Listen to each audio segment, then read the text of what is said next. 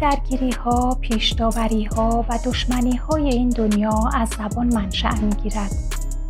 تو خودت باش و به کلمه ها زیاد بها نده. راستش در دیار عشق زبان حکم نمی راند.